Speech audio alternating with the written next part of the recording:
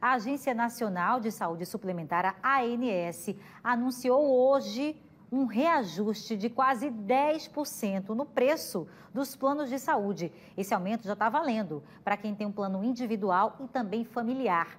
Vamos chamar o Alan Garcia, que vai explicar melhor para a gente esse assunto preocupante. Oi, Beatriz. Boa noite para você, boa noite para todo mundo. Reajuste de quase 10%, é claro que abala, sim, né, a vida financeira de toda a família. Não está preparada para aquele reajuste, apesar da gente saber que todo ano tem. Mas a gente sempre prefere acreditar que não vai ter. Mas é um reajuste legal. Nós estamos aqui com o advogado Juliano Pessoa, que já disse para mim, olha, Alain, esse reajuste já foi um pouquinho abaixo do que estava sendo previsto. E qual era a previsão, doutor Juliano? Boa noite para o senhor. Boa noite, Alain. Boa noite, Beatriz, a quem nos assiste. Veja, as projeções que estavam sendo discutidas aí no mercado e anunciadas eram entre 10% e 12%. Então, a gente teve até um patamar um pouco abaixo disso, né? E vale destacar que, nesses casos do plano individual e familiar, quem determina o percentual é a ANS e não as operadoras em negociação com o outro lado, né? Nos planos coletivos, a gente tem uma distinção. As duas partes sentam à mesa e negociam o seu reajuste, então ele é totalmente diferente. Para ter uma ideia, esse ano já alguns planos coletivos disseram o reajuste tiveram patamares, inclusive, maiores do que 15%, para você ter ideia. Então, esse está abaixo disso, a ANS é quem regulamenta, e a partir de agora, o que é que a gente recomenda? Que o consumidor fique muito atento ao seu boleto. Então, ou seja, mês a mês ele fique olhando ali as informações, porque a operadora tem o dever de trazer isso de forma muito cristalina, muito clara, para que as pessoas entendam e saibam o que é que elas estão pagando. Ou seja, não adianta, então, amanhã ligar para o plano de saúde e querer brigar, querer retirar esse desconto, porque é uma determinação, é regulamentado pelo governo, pela Agência Nacional de Saúde. Exatamente, a ANS é quem determina, né? O que resta, infelizmente, é o consumidor verificar se está a informação condizente com essa informação que foi passada pela agência. Por que a gente diz isso? Pode acontecer em alguns casos de se enxergar ali um patamar superior ao que foi determinado. Nesse caso, o que é que a gente recomenda? Ligar imediatamente para a respectiva operadora pedindo esclarecimentos. A operadora tem o dever de informar o consumidor detalhadamente o que é que está ali no boleto, o porquê desse percentual, o que é que está ali contido naquele pagamento dele. Caso não fique claro, ele pode ainda entrar em contato com a própria Agência Nacional de Saúde Suplementar, abrindo, se for o caso, uma reclamação em face daquela operadora e pedindo o auxílio da agência. Nesses casos, a agência intervém, sim, ela faz contato com a operadora, busca informações daquele caso concreto e retorna para o consumidor. Então, é importante buscar ajuda assim que houver alguma obscuridade, vamos dizer assim, na informação. Como estão as regras sobre a cobrança? Tem um retroativo a partir de maio. Como é que vai ficar esse valor? Então, já passou maio, estamos em junho, ou seja, se o aniversário do plano, né, que você contratou for em setembro, teremos esse retroativo desses meses, né? Como é que a gente calcula? Como é que está lá na cobrança, como esses valores serão cobrados? Exato. Esse período compreendido agora de maio a abril de 2024. Porém, no mês seguinte, ou seja, agora em junho, por exemplo, no final do mês, não virá para todos os beneficiários esse reajuste. Porque ele acontece de acordo com o aniversário de cada plano. O que quer dizer o aniversário? O mês de contratação daquele respectivo plano. Então, é importante que o consumidor observe, porque, de fato, aqueles que têm aniversário em maio, isso virá de forma retroativa, né? É possível acontecer isso. Dilui-se em relação às outras mensalidades. Então, por isso a importância, como nós dissemos, caso o percentual que consta no boleto não seja 9,63, que é o que está ali, ele busca informação do porquê. Se for um caso assim, por exemplo, de estar havendo uma diluição dos meses que já foram ultrapassados, o consumidor receberá essa informação e ainda poderá, como nós dissemos, dirimir mais alguma dúvida junto com a ANS, diretamente. Se ficou claro, esclarecido, é isso realmente, tudo bem. Caso não seja isso, ele tem que buscar ajuda e tomar as medidas cabíveis. Quer dizer, então, que, vamos supor, eu contratei o plano que eu tenho hoje lá em 2010 e o mês que eu fiz esse contrato foi o mês de novembro. Então, essa cobrança não é para vir agora, é só para vir em novembro agora desse ano, claro. Exatamente, porque o mesmo aconteceu no ano passado.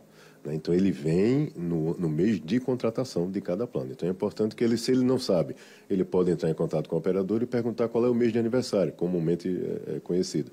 Pergunta o mês de contratação daquele plano e ele fica atento. Fora isso, se ele não souber ou não quiser ligar, não tem problema nenhum. Fica de olho, como nós falamos, no boleto, porque no boleto de pagamento deve vir de forma muito clara as informações em relação ao que o consumidor está pagando. Isso é dever da operadora, vale destacar.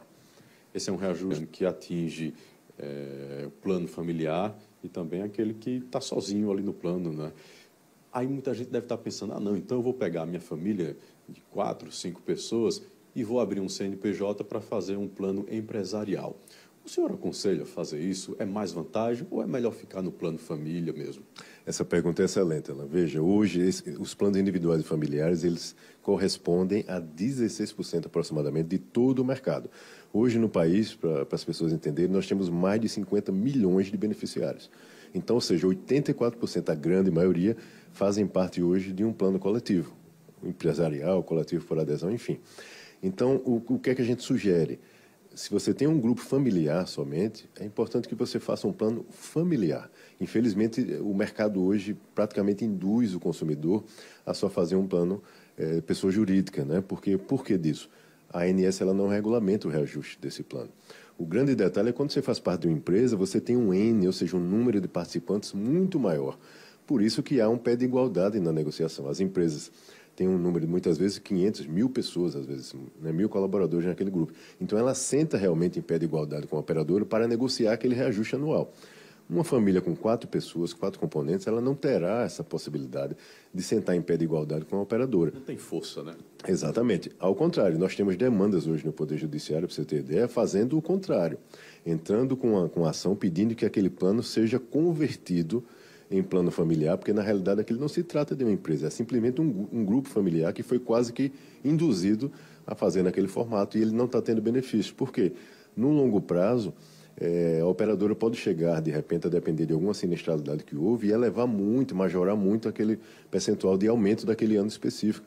E não se terá a possibilidade de negociar, porque o grupo é muito pequeno, é muito diminuto. Então, ou seja, é importante realmente que as pessoas busquem informação antes de contratar um plano nesse formato. Com essa mudança, nenhum plano de saúde pode também trazer o mês de aniversário para agora, na tentativa de receber já esse reajuste, né? Claro que não.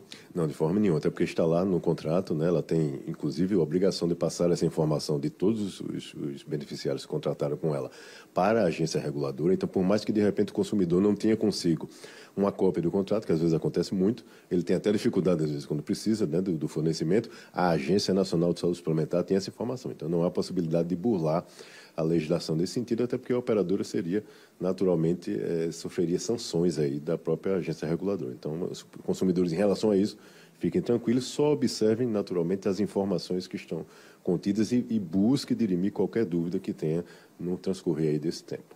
Doutor Juliano, muito obrigado, viu, pelas informações do senhor. Beatriz, é um reajuste legal, acontece todos os anos. O doutor Juliano colocou aqui para a gente, diante das previsões que estavam sendo feitas, foi um reajuste um pouquinho abaixo do que estava sendo previsto, entre 10% e 12%, ficou em 9,60%. Cabe a nós, né, realmente esperar o mês de aniversário do plano para começar a pagar esse reajuste retroativo ao mês de maio. Eu volto com você.